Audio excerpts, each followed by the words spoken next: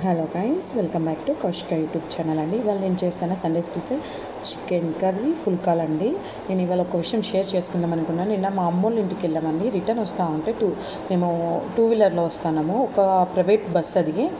అసలు ఎంత rash driving అంటే మీకు తెలిసిన అండి, అంత ర్యాష్ డ్రైవింగ్గా చాలా ఫాస్ట్గా వెళ్తుంది. మాకైతే జస్ట్ ఒక 4 ఇంచెస్ డిఫరెంట్లో బస్సు జస్ట్ అలా వెళ్ళిపోయింది. వాడిని అడిగితే మేమేం చెప్పాడంటే తెలిసిన అండి, కళ్ళు కండ్రా లేదని అడిగితే పక్కకు పో అనేది అట్లా మాట్లాడాడు. వానికి ఎంతగా ఇది ఉండాలి చూడండి, ఒక అమ్మాయిని ఎలా మాట్లాడతాడో. నిజంగా చెప్తానండి, మనం క్లారిటీగా డ్రైవింగ్ చేసుకొని పోయినా ఎదుటి వాళ్ళు డ్రైవింగ్ చేయలేదంటే చాలా నష్టపోతుంది. ఒక మనిషికి ఏమైనా అయిందంటే ఒక ఫ్యామిలీనే రోడ్డు మీద పడుతుంది. మనం జస్ట్ టూ వీలర్లో పోతామండి, వాళ్ళు బస్సులో పోతారు కాబట్టి వాళ్ళకి ఏమీ కాదు. జస్ట్ మనకు టచ్ అయినా సరే ఆ ఫాస్ట్కి ఎదుర్కొని పోయి పడిపోతాము.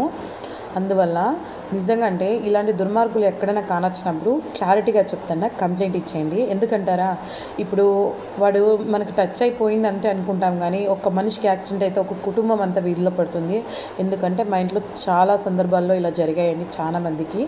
అందువల్ల నేను చెప్తున్నా, మీకు ఎవరికైనా సరే అలా ర్యాష్ డ్రైవింగ్ అనిపించి మీకు తగిలిందంటే గిన ఫస్ట్ వెళ్ళి కంప్లైంట్ చేసేసాయండి. ఎందుకంటే ఇప్పుడు మనం తగిలిందే అనుకుంటాము, వదిలేసామంటే రేపు నిజంగా తగిలి కింద పడ్డాక ఆ బాధ ఎంత ఉంటుందనేది ఆ నవ్విచ్చిన వాళ్ళకే తెలుస్తుందండి. అందుకనేసి కేర్ఫుల్గా డ్రైవింగ్ చేసుకుంటూ వెళ్ళండి. వీలైనంత వరకు సైడ్లోనే పోండి. ఒక 2 నిమిషాల ఆలస్యమైనంత మాత్రం ఎవరికి ఏం జరగదు. ఎందుకంటారా, అది ఎంత దారుణంగా రోడ్లో పడితే దెబ్బలు తగులుతాయి అనేది ఎక్స్పీరియన్స్ చేసిన వాళ్ళకి మాత్రమే తెలుస్తుంది. అంత దారుణంగా వెళ్ళుకుంటావో పక్కకు పో అని మాట్లాడుతున్నాడు అండి. ఎంత దారుణం తెలిసిన. అసలు డ్రైవర్లు అనేవాళ్ళు అందరూ కాదు, కొంచెము ప్రైవేట్ బస్సులు మాత్రమే అలా ఉన్నాయి. ఆ ప్రైవేట్ బస్సులు నిన్న నాకైతే చాలా బాధ అనిపించింది. మా ఫ్యామిలీ అందరికీ జస్ట్ గుండెకే అలా స్ట్రక్ అయిపోయి మళ్ళీ వచ్చాము. అంత భయం అనిపించింది. నాకైతే చాలా దారుణం అనిపించిందండి. ఇలాంటి వాళ్ళని చూసి వదిలిపెట్టకూడదు. పోలీసులు కూడా కంప్లైంట్ చేశామంటే వాళ్ళు కూడా ఒక యాక్షన్ తీసుకుంటారు. తర్వాత వచ్చేసి ఫుల్కాల్ ఇంతవరకు వచ్చాయండి. చికెన్ కర్రీ ఫుల్కాల్ అయితే నెక్స్ట్ లెవెల్గా ఉంటుంది. నాకైతే చాలా బాగా నచ్చుతుందండి.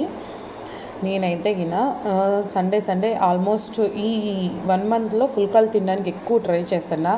నో ఆయిల్ కదండి, చాలా బాగుంటుంది, చాలా హెల్దీ కూడా. ఎవరికైనా వెయిట్ లాస్ చేసే వాళ్ళకు కూడా చాలా బాగుంటుంది. అందుకనేసి నేను వెయిట్ లాస్ ట్రై చేద్దామని తింటున్నా. చికెన్ కర్రీ మీరు నమ్ముతారు లేదా, జస్ట్ అదిరిపోయిందండి, అంత టేస్ట్గా ఉంది. లైక్ చేయండి, షేర్ చేయండి, ప్లీజ్ డూ సబ్స్క్రైబ్.